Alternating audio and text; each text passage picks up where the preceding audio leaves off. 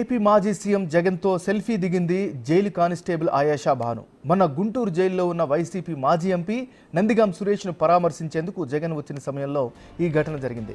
ఆమె ఇలా సెల్ఫీ దిగడంతో ఉన్నతాధికారులు ఆమెపై సీరియస్ అయ్యారు. ఈ ఘటనపై సంజాయిషి ఇవ్వాలని ఛార్జ్ మెమో జారీ చేశారు. ఆమె వివరణ ఆధారంగా కమిటీ వేసి తదుపరి చర్యలు తీసుకున్నారు. మరోవైపు విధి నిర్వహణను పక్కన పెట్టి జగన్తో సెల్ఫీ దిగడంపై విమర్శలు వ్యక్తమవుతున్నాయి.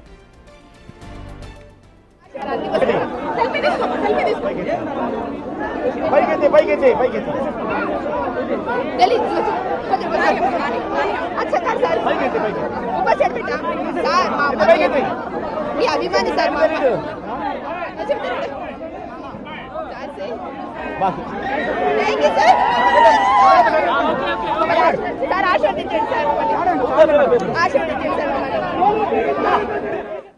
ఏపీ మాజీ సీఎం జగన్తో సెల్ఫీ దిగింది జైలు కానిస్టేబుల్ ఆయేషా భాను. మన గుంటూరు జైల్లో ఉన్న వైసీపీ మాజీ ఎంపీ నందిగం సురేష్ను పరామర్శించేందుకు జగన్ వచ్చే సమయంలో ఈ ఘటన జరిగింది.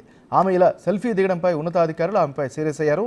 ఇక ఇదే అంశానికి సంబంధించి మరింత తాజా సమాచారాన్ని మరి రిపోర్టర్ శివ అందిస్తారు. శివ, నాగరాజు, మొత్తం మీద చూసుకుంటే కనుక గుంటూరు జిల్లా సబ్ జైలు వద్ద మాజీ ఎంపీ నందిగం సురేష్ ని పరామర్శించేందుకు వైసీపీ అధినేత జగన్ వచ్చిన పరిస్థితి కనిపిస్తుంది. ఈ నేపథ్యంలో అక్కడే ఉన్న పోలీస్ కానిస్టేబుల్ అంటే సబ్ జైలు వద్ద విధులు నిర్వహిస్తున్న ఒక మహిళా కానిస్టేబుల్ ఆయేషా భాను, ఆమె కుమార్తె ఇద్దరు కలిసి కూడా అంత బిజీ షెడ్యూల్, అంత క్రౌడ్ ఉన్నప్పటికీ కూడా పూర్తి స్థాయిలో ఆమె సెల్ఫీ దిగేందుకు ప్రయత్నాలు చేసింది. దీని ఘటనకు సంబంధించి కూడా సోషల్ మీడియాలో భారీ స్థాయిలో వైరల్ కావడంతో కూడా ప్రభుత్వం దీనిపై విచారణకు ఆదేశించింది. వెంటనే అప్రమత్తమైన జైలు శాఖ దీనికి సంబంధించి నివేదిక ఇవ్వాలని చెప్పి ఆదేశాలు జారీ చేసింది. గుంటూరు జైలు సూపరింటెండెంట్ ఈ ఘటనకు సంబంధించి కూడా ఆమెకు ఛార్జ్ మెమోను జారీ చేశారు. ఆమె పూర్తి స్థాయిలో వివరణ ఇస్తుంది. ఆమె ఇచ్చే వివరణ బేస్ చేసుకొని దీనిపై ఒక కమిటీ వేసి విచారణ చేపట్టాలని చెప్పి కూడా జైలు శాఖ నిర్ణయం తీసుకుంది. ఆమె ఇచ్చే వివరణ సంతృప్తికరంగా ఉంటే సరే, లేకపోతే ఆమెపై సస్పెన్షన్ వేసే అవకాశాలు అయితే కనిపిస్తా ఉన్నాయి. నాగరాజు, దీని మీద ఒక స్పష్టమైన అప్డేట్ ఎప్పుడు వచ్చే అవకాశం ఉంది శివ?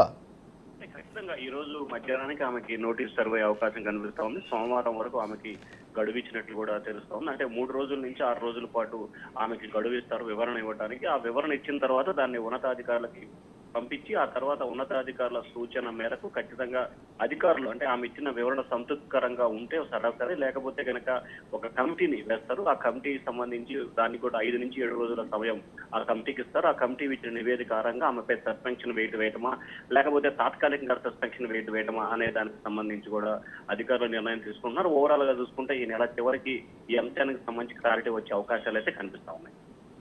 Thank you Shiva.